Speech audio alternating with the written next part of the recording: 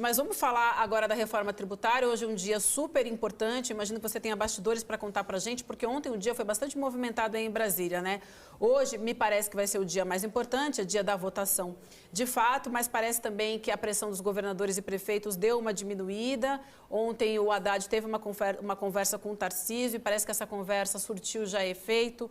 E a gente sabe também que o próprio PL está considerando também liberar a bancada para votar, né? Que é mais um golpe em Bolsonaro. Mas conta para a gente desse bastidor e, sobretudo, dessa conversa do Haddad com o Tarcísio e o que deve acontecer hoje. Ontem a base bolsonarista digeriu bem mal essa conversa, viu? Nas redes sociais, o Tarcísio entrou para a famosa lista dos comunistas do Twitter ontem, depois de aparecer dando entrevista do lado do Haddad. Certamente também pegou esse assunto, né, Gui? Pois é, De Luca. O Tarcísio vinha com uma posição no início da semana, não de contrariedade, de não querer que a reforma tributária fosse aprovada. O que ele vinha pontuando é que ele queria que que São Paulo, né, tivesse menos perdas com ela. Bom, o que acontece agora é que ele está numa posição, em virtude do apoio explícito que ele fez e o recuo que ele fez nas ponderações que ele fazia, que ele continuou fazendo, mas ele diz, não, mas as minhas ponderações não vão ser obstáculo para eu apoiar a reforma como um todo, porque ela é algo maior do que as minhas ponderações. Essa posição dele agora é oposta à posição do Bolsonaro, porque o Bolsonaro segue fazendo de tudo para que o PL, partido do Bolsonaro, lembrando que não é o partido do Tarcísio, o Tarcísio é do Republicanos, o PL feche questão contra a reforma. O Bolsonaro segue empenhado nisso. Hoje haverá uma reunião no PL para tratar de outro assunto, tratar o que o partido vai fazer após a condenação do Bolsonaro e a perda dos direitos políticos dele. E o Bolsonaro deve usar essa reunião para insistir em que o partido feche questão contra. Então você tem o principal nome para suceder o Bolsonaro, o principal discípulo do Bolsonaro, defendendo a reforma tributária, alinhado com o governo Lula, e você tem o Bolsonaro no outro lado da calçada. Isso é muito significativo para essa diferença que o Tarcísio tenta costurar, tenta criar, tenta sinalizar que ele tem em relação ao ex-presidente, em relação ao seu mentor. O Tarcísio faz isso no dia a dia, em São Paulo, faz em pequenos gestos, e agora fez num grande gesto. E já está recebendo, né, De Luca, o carinho da torcida. Nas redes sociais, ele já está sendo devidamente abraçado pela torcida bolsonarista, se é que vocês me entendem. Mas esse movimento dele indo para o centro é interessante, né, Chico? Ele aparece como a principal força política para substituir o Bolsonaro na inelegibilidade. A gente ficou 2 dias sem falar, já esqueceu como fala. Mas aí ele faz esse movimento para o centro, né, também, de mostrar que é um homem do diálogo, etc.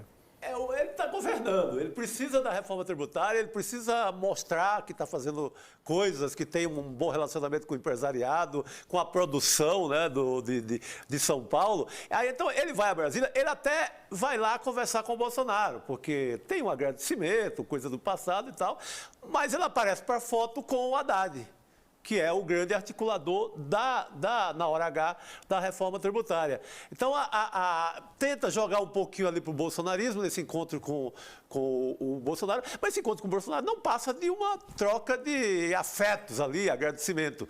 Na hora H, no que vai valer para o país, ele estava lá na foto com o Haddad. Então, por isso que revolta bastante aí o bolsonarista mais raiz. Sai ganhando, porque faz um gesto mais ao centro. Interessa muito para a imagem dele descolar mesmo do bolsonarismo. Embora tenha algumas coisas aqui, Gui, no varejo da política de São Paulo, muito bolsonaristas ainda, mas o gesto maior dele, ele quer aparecer em fotos que representam mais um cara que não é o bolsonarista raiz, que não é violento, que quer governar para valer e não ficar colado naquela velha pauta de costumes. Então, ele avança, é bom para ele, sim, politicamente, no jogo para as eleições, no jogo para governar, que é o mais importante nessa altura. A impressão que eu tenho é que o Tarcísio ele está construindo, e a inelegibilidade do Bolsonaro vai ajudar ele nisso, porque o Bolsonaro perde muita importância, ele está construindo quase como se fosse um candidato tucano, como se ele fosse um tucano. Um tucano bem à direita, mas um tucano. Porque é claro que tem, como você falou no pequeno varejo, né, Chico, tem o nomear, acho uma rua, né, que ele nomeou com o nome do Erasmo Dias. Foi uma rua ou foi uma estação do metrô? Agora eu não lembro. E uma homenagem, uma estação do metrô, ele colocou o Fernão Dias lá, o bandeirante. O Fernão Dias, e o Erasmo foi uma rua, né? Foi uma rodovia interior de São Paulo. Uma rodovia, isso, uma rodovia. É claro que tem essas coisas e ele vai ter que fazer essa e várias outras coisas. Agora, eram coisas, vamos lembrar, que os tucanos também faziam. O próprio Geraldo Alckmin, ele tinha que ter acenos aqui e ali a essa direita mais estridente em vários momentos. Agora, ele tem tentado construir uma imagem de moderado. Isso é fato. E é fato também que esse diálogo que ele teve com Haddad e esse recuo que ele fez, isso é coisa de moderado, né? Isso é um fato, né? A gente não pode contornar, a gente não pode pegar os fatos e jogar pela janela. Sim. Esse diálogo é uma moderação. E isso é muito bom, né? Que o Tarcísio de Freitas se afaste cada vez mais do extremismo bolsonarista, do radicalismo bolsonarista. Ele jogue tudo isso longe dele. Ele e quanto mais pessoas puder, porque isso é bom para a democracia. É muito civilizado a gente ter isso que a gente não tinha mais no Brasil, né? De você ter dois adversários que estavam há 8 meses estavam disputando o governo de São Paulo, um agora é ministro da Fazenda, o outro é governador de São Paulo, sentaram juntos, dialogaram, chegaram a um consenso, foram para a imprensa e deram uma entrevista. Caramba, isso é difícil? Não, isso é democracia. É isso que a gente tinha perdido no Brasil. A gente tinha perdido no Brasil a capacidade de o Lula, com Serra governador, ir a São Paulo e participarem de eventos juntos no mesmo palanque. Né? Sim. A gente tinha perdido no Brasil a capacidade do Lula ir ao Rio Grande do Sul ser recebido pelo Eduardo Leite e almoçar no Eduardo Leite no Palácio Piratininga com todos os ex-governadores do Rio Grande do Sul. Então isso é muito bom, que os Bolsonaros, as Zambellis e quem mais não quiser participar da democracia fique alijado dela e de preferência com perda dos direitos políticos. E que quem queira realmente fazer política como gente grande, faça os recuos necessários, como o Tarcísio fez dessa vez, né? Não, perfeito. Essas imagens me lembram até aquelas imagens de vacinação. O Serra vacinando o Lula, sabe? Que mas políticos de um campo democrático, aquela imagem de imunização talvez esteja de volta agora em outra cena, na cena da reforma tributária, na cena do encontro de governadores no Rio Grande do Sul. Isso é muito interessante, mas e perigosíssimo para o Bolsonaro, no sentido de isolá-lo, né? de ampliar a solidão do Bolsonaro, um personagem que está lá numa sala do PL, fazendo ninguém sabe o quê, e que as pessoas visitam até por agradecer ali e tal, mas que ele não decide mais nada. E se ele perde o PL numa votação como essa, também é uma grande derrota, porque até 2 meses atrás a gente falava do Bolsonaro como um líder. Seria o líder da direita, que seria importante nas votações do Congresso, que teria voz, que teria voto no Congresso. E se vai esvaziando isso, adeus. Pelo menos no jogo político institucional de agora, né? Julho de 2023. Chico... tem um componente... Desculpe, De Luca. Não, fala, Gui, pode falar. Não, tem um componente para a gente entender. A gente não sabe exatamente como foi a conversa do Haddad com o Tarcísio. Prometo trazer isso amanhã aqui para a audiência do ICL. Mas tem um componente que a gente não pode ignorar nessa mudança de posição do Tarcísio, que aliás, 2 componentes. Um é o Republicanos, né, na figura do Marcos Pereira, que é o presidente dos Republicanos, e o outro é o Arthur Lira. Vamos por parte. Primeiro, Republicanos.